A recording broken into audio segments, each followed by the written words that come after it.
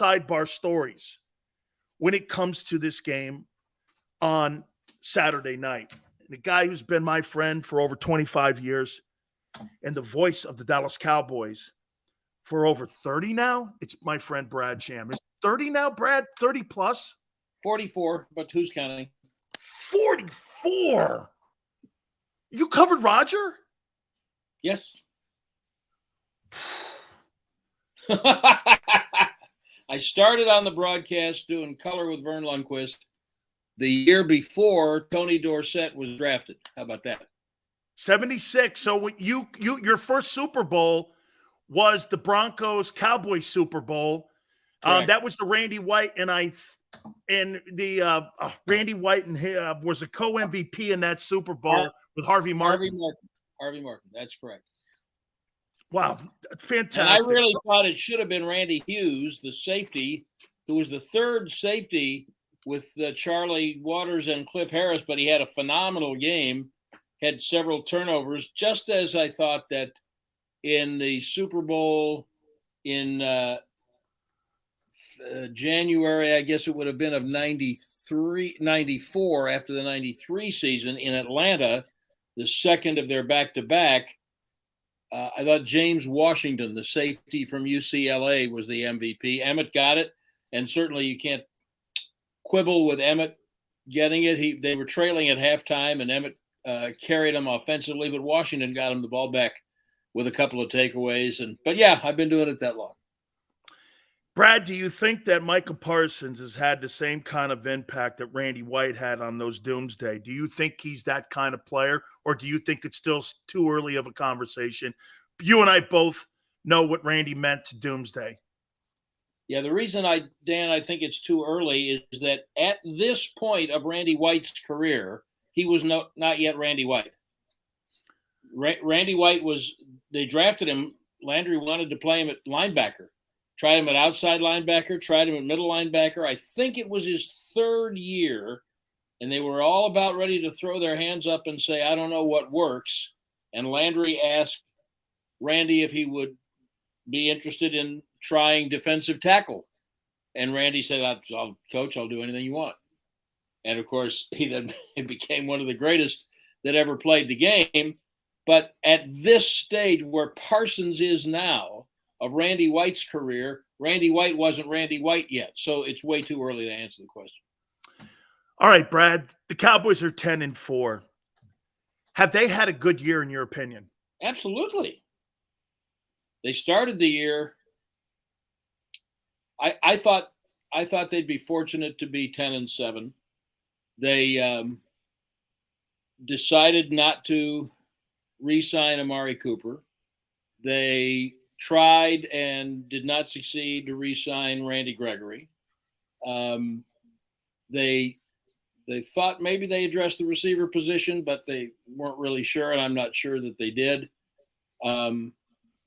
There were lots of questions about the receiver position and the offensive line, and can the defense be that good again? That was going into training camp.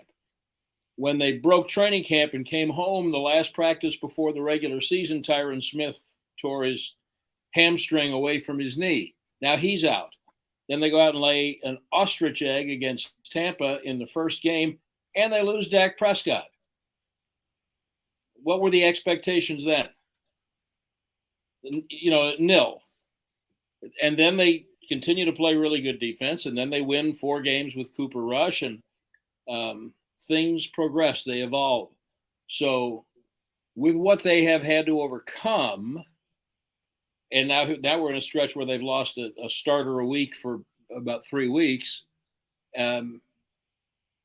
With what they've had to overcome, Dan, everything you said about their success is unquestioned. It's fact. It's there in print. And the thing that drives people who hate the Cowboys so crazy is this is the first year since 95-6 that they have had double-digit wins in consecutive years. This is the first time in 15 years that they have been in the playoffs 2 years in a row. Now, They're always right on the fringe, and they're always relevant.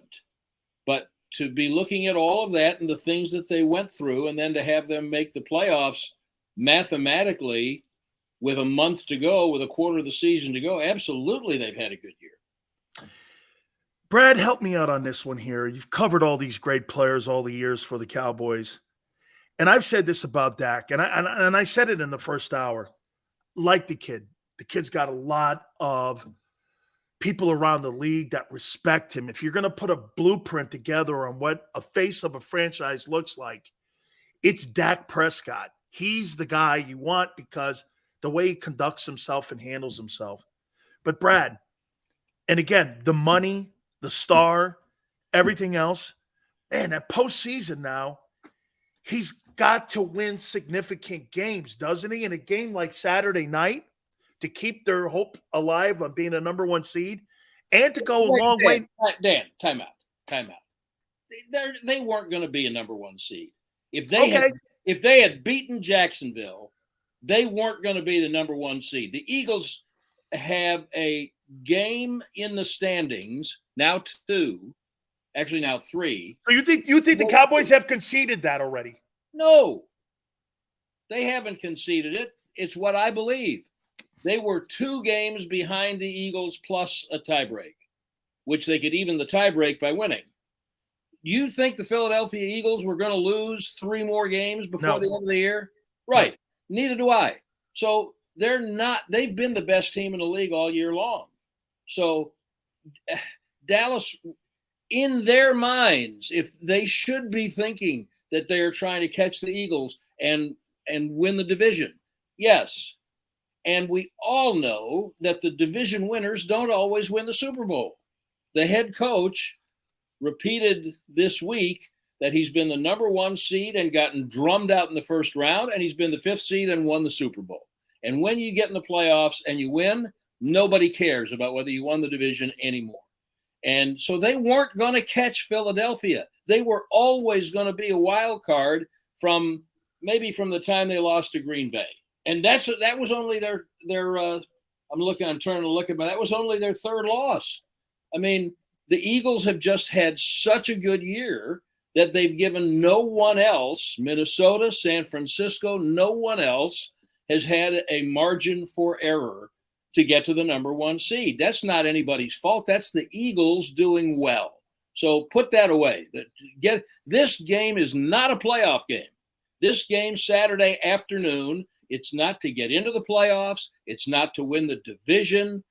There's a lot you want to do. You've lost to them already. You're probably going to have to play them again if you can be successful.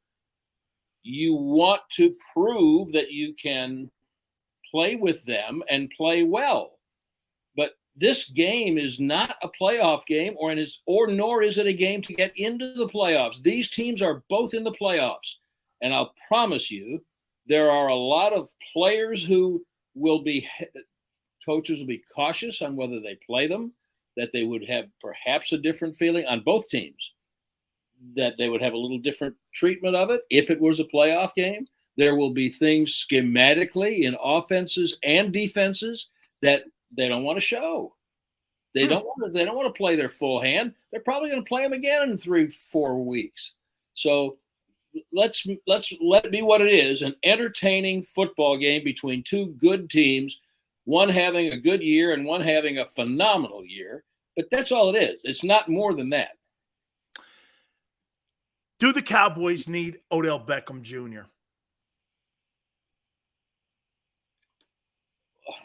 No, not as we know what he is now. If he's not ready to play, why do they need him? They need better production at wide receiver. And so the Amari Cooper loss has had you've seen it, and it's been felt in the offensive production. Yes, and there are a lot of reasons. I think there was some chemistry. I think certainly the money was something they weren't comfortable with. I think that management especially questioned his availability at all times. Frankly, this is just my opinion. one of Jerry Jones's favorite sayings is "Don't let your money get mad," and I think that he did. They were mad at Cooper for not getting vaccinated and for not only missing time, but putting other players' availability at risk by being unvaccinated around them. That's not a political statement. That's just medicine. So they didn't like that. And then when you combine it with what they were going to be paying him and what they thought was his availability every week, and the vaccination was part of that, in my opinion, then I think they said, we can do more with this money. We can do better. It's not that they didn't like him as a player. It's not that they didn't think they could use him. But with all of those other things, they thought that they could do other things with the money. It's clear that they thought they had to address the position because they signed James Washington and they drafted Jalen Tolbert in the 3rd round. Now, as it turned out, Tolbert has barely been able to get on the field. Is that him? Is it coaching? I don't know. He missed some time in training camp, and then he kind of got forgotten. Washington had the misfortune of breaking his foot in training camp, and he's only been back on the active roster now for 3 weeks. I think he had 2 snaps last week. So they've got to figure out a way to get them involved. And that all was against the backdrop of knowing that Michael Gallup was going to miss some time at the beginning of the year because he was resuscitating that knee from the same injury that Beckham has. And I would stipulate, Your Honor, that that Gallup has not fully gotten his sea legs. I mean, he was you couldn't even find him on the field in Jacksonville, and they're going to have to figure out a way to utilize him. But Beckham's a great story. It's a great name. He's obviously a great player, but he's not ready to play. So do they need him? No. That's why they signed T.Y. Hilton. Can he help them right away? I don't know. We'll find out. CeeDee Lamb has stepped up. CeeDee Lamb, they said, we think he's ready to be the number 1 guy. That's another reason we're willing to let Cooper go. Well, Lamb was really shaky for the first few weeks. I think that he had to figure out what all that meant, especially without a real solid group of receivers around him. Don't forget, the last couple of years, you were looking at Lamb and Cooper and Gallup. Now, all of a sudden, Cooper's gone, and for the first month, Gallup's gone. And when he's back, he's not himself. Well, that's a whole different kettle of fish. So Lamb has put himself into all-pro conversation. Lamb's already over 1,000 yards. If he can average 6 catches a game, he'll have 100 catches for the last 3 weeks. I mean, Lamb's really stepped up. And so they need help around him. And sometimes it can be from the tight end. It can be from using your other receivers different ways. Do they need Odell Beckham? No, they don't need Odell Beckham, not the way he is right now. Would you agree, Brad, that the most important player in that offensive huddle next to Dak is Pollard because of the versatility that they use in the screen game, the run game? He's, I think, an outstanding blitz pickup guy. All those things mean, to me, he's one of the most versatile guys, maybe the most unheralded guy also because of the salary and who Zeke is and all this and that. But is that fair? Because how he goes, it seems, is how that Cowboy game goes for 60 minutes. If they establish him, they win. Well, they established the running game and they win. And they've been really good about using both of them. And both of them have been Elliott and Pollard. They've both been unselfish. They've shared. They've literally, truly, in ways that we rarely see in the league, shared the job. And they have increased Pollard's role, as was only wise. They probably didn't use Lamb or Pollard, either one, enough in the 4th quarter of last season. So that's not the case now. And Pollard has truly developed into an outstanding back. His pass protection has increased dramatically. I wouldn't put him on a par with Elliott yet. He's one of the best I've ever seen. But he's greatly improved, and he's a weapon for him. He's a weapon for him in the next month. He's a weapon for him in the playoffs and going forward. Couple last questions for you, Brad. Do you think the key of this football game is Dan Quinn's run defense versus the Eagles' rushing attack and establishing, especially if Minshew's the guy, they have to keep it in third and short.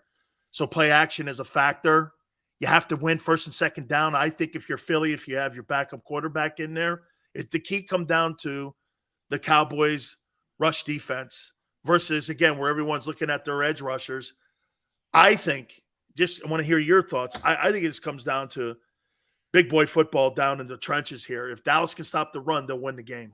Well, I do think it comes down to big boy football in the trenches. I don't know, Dan, if I would limit it to that side of the ball because we are so – this is just the way it goes, and you know this.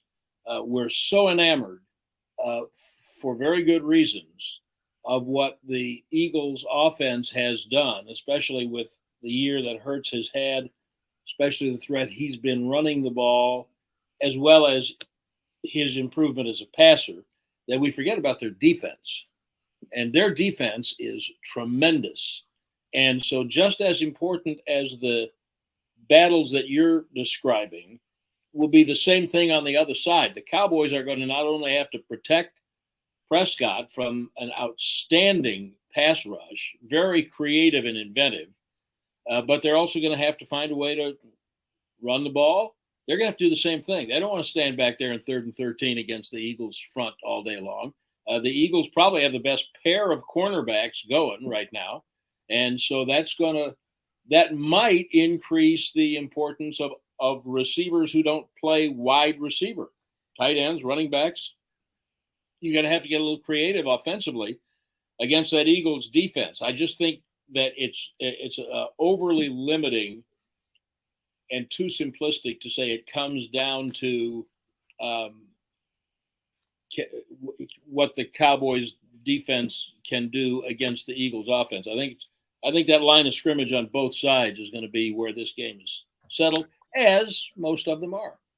Finally here, Michael Parsons with some comments about, and by the way, they weren't off base in the fact that that's how I think a lot of national people and other people looked at when you see what Jalen has done. And you look at career years, A.J. Brown's having a career year. The running back, Miles Sanders, is having a career year, 5.2 a carry. There's guys, Dallas Goedert, before he got hurt, was having a career year. Everybody down the line. Guys on defense, the whole team. Let me stop you right there. How about Lane Johnson? I think he's the best. I think he's the second best tackle next to Trent Williams in the NFL. So what are they without him? It would be a problem, totally. Yeah, why is Lane Johnson not the MVP? Because we don't think that way. Because people don't think that way. It's a stat award. That's kind of what it is, not an importance award. Because you and I know this. The most valuable person to a team is usually your MVP. But in today's NFL, if you throw for 5,000 yards and 50 touchdowns, that supersedes importance like a guy like Lane. It's like the Heisman Trophy, Dan, and I vote for the Heisman Trophy. When did that become a quarterback award? I mean, it's how is the most – I will tell you right now that the guy who got my number one vote for the Heisman Trophy last year – now, I might have voted differently if I'd waited one more week. But the guy who got my first place vote is the first draft choice of the Philadelphia Eagles. He's a nose tackle. Huh? I thought Jordan Davis was the best player in college football that I saw. You voted for Jordan Davis for the Heisman? I did. Fantastic, Brad. I did because the award says the most outstanding player. It doesn't say the best quarterback. It doesn't say the guy with the most. Now, Bryce Young's a great player. I have no issues with him being the Heisman Trophy winner. He earned it. But he's not the only one who played well enough to have earned it. And before the championship game, where I thought he was next level, to me, every time I watched Georgia, every time I watched whatever I could watch, Jordan Davis was dominating. He was a game-changing player. So why is the Heisman Trophy always the best quarterback or the one with the most stats? Why is the MVP race down to Why is Joey Bosa being talked about as the defensive MVP? Why is he not in the race for MVP? You know, why how about George Kittle? What he does for their team? I mean, it's just not all about the best quarterback, which kind of gets back to the question you're asking me, because Micah Parsons, who has something of a vested interest because he thinks of himself as a guy who can qualify for MVP. I don't think Micah is if I had an MVP vote in the NFL, which I don't, I would not vote for Micah for the number one pick as MVP this year. And I don't think Hurts is a bad pick because of the multifaceted way he affects their offense. It's what Justin Fields is doing in Chicago. It's not just that he has statistics. He is so good that he literally changes the way defenses play. And so that's why I would not quibble with Hurts as the MVP. And look at their record. Micah's point, I think, was, is he that good because he's that good or because their team is great? They've got the best offensive line in the league. You talked about Brown and Sanders and Goddard. It's a good team. I get it. It's a great conversation. Brad, I'm going to sneak one last one in here on you, and you can shut me down as quick as possible on this one. If you don't subscribe to this, just please do it. You know my relationship with both Jerry and Steven and all the people there with the Cowboy front office. I love all those folks, and I've known them 20 years. I don't mean to quantify my question because I'm setting you up here.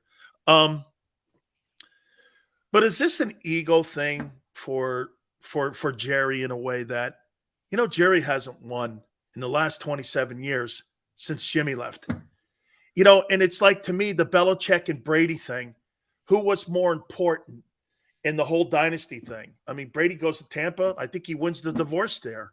I mean, is there, because you see there's still some sort of underlying, now they're friends on top of the layer here, but underneath there's still that competitive edge with both of them that goes back to Arkansas. And I'm saying,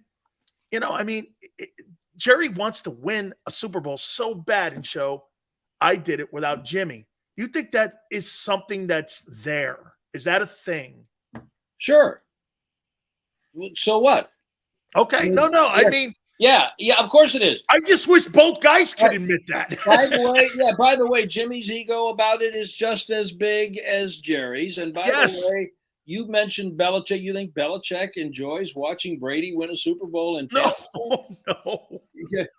I mean, there's ego everywhere. Every general manager who picks a coach and heads a draft took over a struggling franchise, and all those general managers have egos. Every head coach has an ego.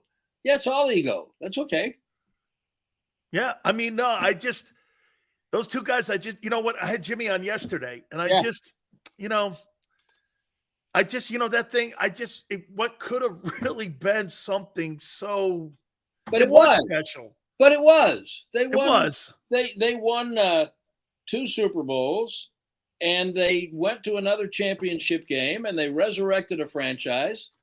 Might they have done more? Yeah, they might have done more. But Dan, Jimmy Johnson, to this day, has never held a full-time permanent job longer than 5 years anywhere in his life. Even Miami. In his life. Yep. Right? The university or the Dolphins. Yep. It was time. Jimmy was flirting with the Jacksonville people before they got their franchise papers. That's what precipitated. It wasn't the night in Orlando when the dam broke. It wasn't the owners' meeting in Orlando? That's when the dam broke. Okay. That wasn't the first thing. When a relationship goes bad, it doesn't go bad because one thing happens one day. Jimmy started flirting with Jacksonville before they had a franchise, before his 5 years was up, because his mental clock was ticking. Yep, it's true. It was just his pattern. Oklahoma State, the University of Miami, the Cowboys, the Dolphins. The job at Fox is not a full-time job. He comes and goes as he pleases. He's never had a full-time job. And I'm not criticizing him. I'm just saying that's his history. Do you count Bridge as a full-time gig? No, I don't. So, I mean, to me, that's where when Jimmy, as I hear it, Jimmy's biggest complaint is that Jerry wanted more credit.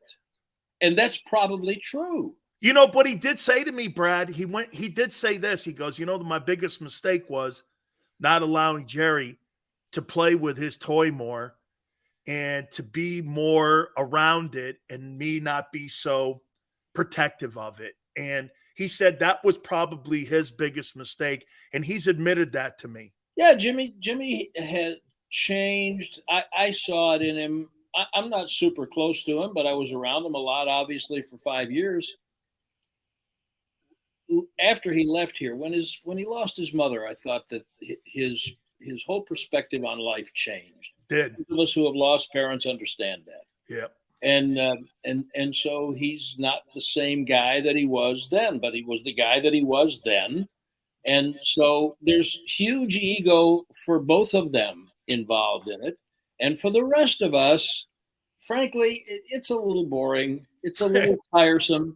That's you know what? Y'all go do whatever you are going to do. That's your thing. I don't have enough time left to worry about what y'all's thing is.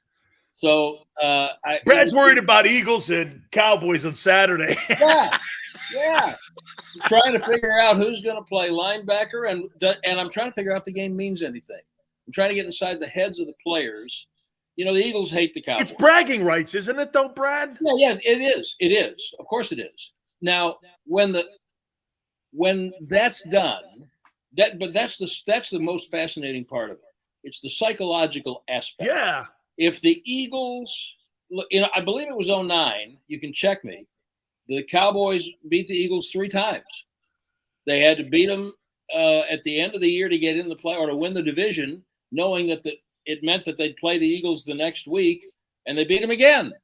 So now they didn't win a Super Bowl, but it's absolutely bragging rights because you're going to see them twice next year, same guys. It's the division. That stuff about division games. It's really rich. It's really rich in the NFL. So sure, it's bragging rights, and because there are 3 weeks left to play after this game, 2 weeks after this game, after this game, both teams, Dan, are in the process of setting up for the playoffs now. Yes, they want to win this game, absolutely, and then they want to win the next game, but they are in the process now of putting their teams in the best physical, mental, and emotional place to succeed in the playoffs because they know they're in it. In Detroit, Dan Campbell's trying to win this week because he might not be in the playoffs if he can't win this week. The same thing for the Jets and all of the teams that are hanging on the end. That's not true of either of these teams. So you think Dallas may not show their full hand this week? Well, no, I think they want very much to win. They want to get to 11 games. No, I think they will show their full hand, but I don't know if they'll run every play in the playbook. I don't think they're going to hold back intentionally. They want to do what's necessary to win the game, but trust me, they are thinking, as are the Eagles. Trust me, they are talking and having conversations about if we do this, if we're in a position, if the game goes in such a way that we can do these 3 things, and it means then that we are less likely to be able to do them if we play them again, what's the impact of that? And how will we handle it down the road? Hey, Brad, Baird Brooks, who's on our network, said kind of this about Jalen. I don't know if the Eagles would have really played him fully in this game on Saturday, even if he was healthy, because they may see them again in the postseason. And I'm going now what you're saying, You think that maybe he got banged up in this game and he's not as hurt, and this gives them an avenue I would never say that. and rest him and put Minshew in there? And I would never say that. And I Okay. think that because there is a real rivalry that Yes. they would play him. Absolutely. I mean, you might talk about that kind of stuff, as you well know, going into a final game of the year. I think it's really dangerous to do it with 3 games left. You play your people, especially against your big rivals. And they haven't wrapped up the number 1 seed yet Correct. mathematically. So they do have quite a bit to play. I mean, I said before, they're not going to lose the seed, and I believe that because I look at the other teams who can catch them, which is basically Minnesota and I guess San Francisco. Yep. So like Minnesota would have to win out, which they could do, and the Eagles would have to lose out, which I doubt very much will happen. But the Eagles would like to wrap that up. So I think if Hurts were able to play without being put into jeopardy of down the road, that he would play. If he's really got a separated shoulder, why would you be playing him now? You're in the playoffs and you're probably going to be the number 1 seed. Why would you put him at greater risk? They're smarter than that. Completely agree. This is going to be a great rivalry game on Saturday, Christmas Eve, as it always is with Eagles and Cowboys. 44 years on the call for the Cowboys. Our dear friend Brad Sham. Brad, Merry Christmas to you, my friend. Merry and Christmas, happy man. holidays to you too. I appreciate it very much. Thank you. Always good to see you. You bet. Brad Sham. Interesting.